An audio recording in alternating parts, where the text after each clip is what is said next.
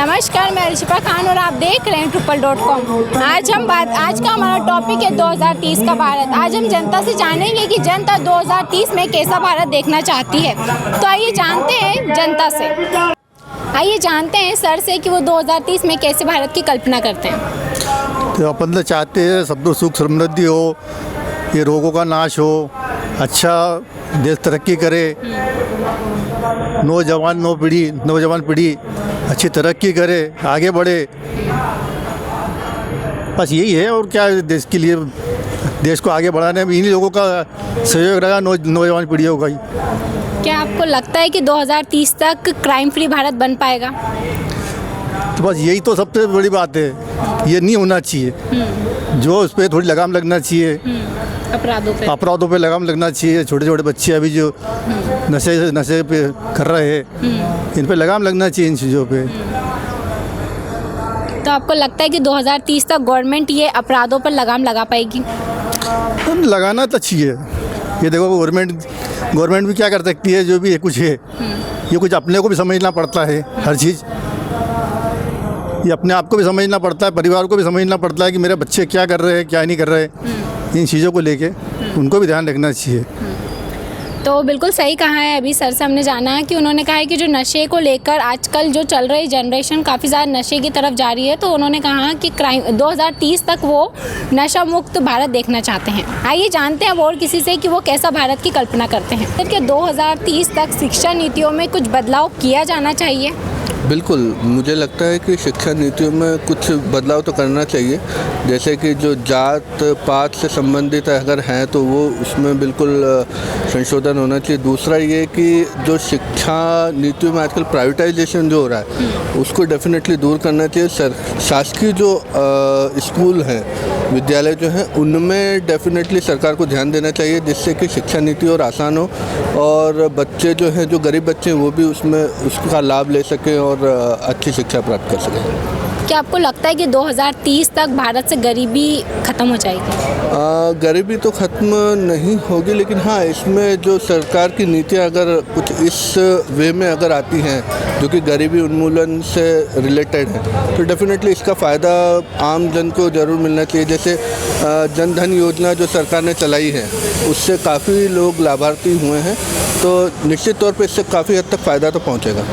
बिल्कुल सही। अभी हमने सर से जाना कि 2030 तक शिक्षा नीतियों में जो जात पात की जो चीज़ें चल रही है उसको बदलना चाहिए। और जनधन योजना का भी इन्होंने जिक्र किया कि जो जनधन योजना है उससे काफ़ी ज़्यादा गरीब तबके के लोग हैं, उनको फ़र्क पड़ा है। तो संभवतः 2030 तक गरीबी ख़त्म हो सकती है। अंजलि से कि वो एजुकेशन सेक्टर में क्या बदलाव चाहती है, शिक्षा नीतियों को लेकर वो 2030 के भारत में क्या बदलाव देखना चाहती हैं। हेलो। तो मुझे ऐसा लगता है कि एजुकेशन सिस्टम जो है वो थोड़ा सा इम्प्रूव होना चाहिए। एज़ अभी तो मतलब we are still a developing country ना, तो मुझे ऐसा लगता है कि डेवलप कंट्रीज़ में ना बहुत डिफरेंस रहता है। मतलब उनकी जो एजुकेशन सिस्टम्स जो हैं, जो भी उनके एजुकेशन के कोर्सेज़ हैं, वो बहुत ही ज़्यादा एडवांस लेवल के रहते हैं, जो कि अभी हमारी कंट्री में नहीं है। मुझे ऐसा लगता है कि जो बच्चे हैं वो अभी भी सेम वही किताबी कीड़ी बन के रहे हैं और उनके लिए कुछ भी ऐसा न्यू नहीं है। अभी कंप्यूटर इतना डेवलप हो रहा है, एडवांस हो रहा है, प्रैक्टिकल नॉलेज बहुत ही कम मिलता है। आज भी बच्चों को वही है कि आपको जो पढ़ा है वही आपको अपनी कॉपीज़ में उतारना है। मुझे ऐसा लगता है वो थोड़ा सा और इम्प्रूव होना चाहिए, उसमें थोड़ा डेवलपमेंट होना चाहिए। और जो स्कूल, कॉलेजेस, कोचिंग इंस्टीट्यूट्स जो डेली चीज़ें मतलब नॉर्मली जो अपने कोर्स में रहते हैं वही कवर करती हैं, तो उससे अलग हट के भी प्रैक्टिकल वैल्यूज़ को कवर अप करना चाहिए। तो बिल्कुल सही। अभी अंजलि जी से हमने जाना, उन्होंने बताया कि जो प्रैक्टिकल नॉलेज को पढ़ाना चाहिए और उसको बढ़ाना चाहिए ताकि जो बच्चा उसकी स्किल्स डेवलपमेंट हो सके। और 2030 के भारत में वो प्रैक्टिकल नॉलेज को ज़्यादा देखना चाहेंगे।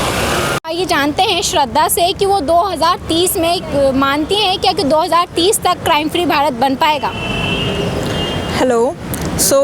मुझे नहीं लगता कि 2030 तक ज़्यादा चीज़ें हमारे इंडिया में चेंज होंगी, पर देखा जाए तो 1 या 2% केसेस कम हो सकते हैं, पर उससे ज़्यादा हम एक्सपेक्ट नहीं कर सकते। क्योंकि हमने पिछले 20 ईयर्स पहले सोचा था 2020 में फ्लाइंग कार्स हो गया, आर्टिफिशियल इंटेलिजेंस बहुत हाइप पे होगा, पर वैसा हम देख रहे हैं फ़िलहाल में कुछ ऐसा है नहीं। और क्राइम केसेस भी देखें तो पिछले 10 साल में कुछ पॉइंट वर्जन से ही डाउन हुआ है। तो आई डोंट थिंक 2030 तक भी कुछ ज़्यादा मेजर चेंजेस आएंगे, पर फॉर श्योर पॉजिटिव चेंज होगा, ग्राफ ऊपर बढ़ेगा, पर इतना ज़्यादा स्लोप उसका रहेगा नहीं। आपके अकॉर्डिंग 2030 में क्या चीज़ें होना चाहिए डेवलपमेंट के लिए? क्राइम फ्री भारत बनाने के लिए? सिक्योरिटी पर्पसेस से हर जगह सीसीटीवी होना चाहिए, सो दैट अगर गर्ल्स, मेनली गर्ल्स अगर सोच भी रहे कि कहीं सिंगल जाएं या सोलो करें तो उनको सेकंड थॉट नहीं देना पड़े उस चीज़ पे कि यार जाना चाहिए नहीं जाना चाहिए, तो वो चीज़ थोड़ा आना चाहिए। सो उसमें सिक्योरिटी पॉइंट ऑफ व्यू से ज़्यादा अच्छी सर्विसेज देनी चाहिए गवर्नमेंट को, सो दैट कि गर्ल्स कैसे सेफ़ रहें। और थोड़ा जो क्राइम के उसमें रहता है तो स्ट्रिक्ट होनी चाहिए चीज़ें, जैसे अभी ऐसे जाने देते कि ठीक है जाने दो, केसेस चलते रहते हैं तो उसका इम्पैक्ट कम रहता है, तो वो होना चाहिए। तो बिल्कुल सही, अभी श्रद्धा जी ने बताया हैगा कि जो 2030 में है वो सीसीटीवी कैमरा पर उन्होंने बात की है कि 2030 तक सीसीटीवी कैमरा होना चाहिए सेफ्टी मेजर को देखते हुए, ताकि उससे जो गर्ल्स है वो अपने सेफ्टी से जा सके, उनको इतना डर ना लगे।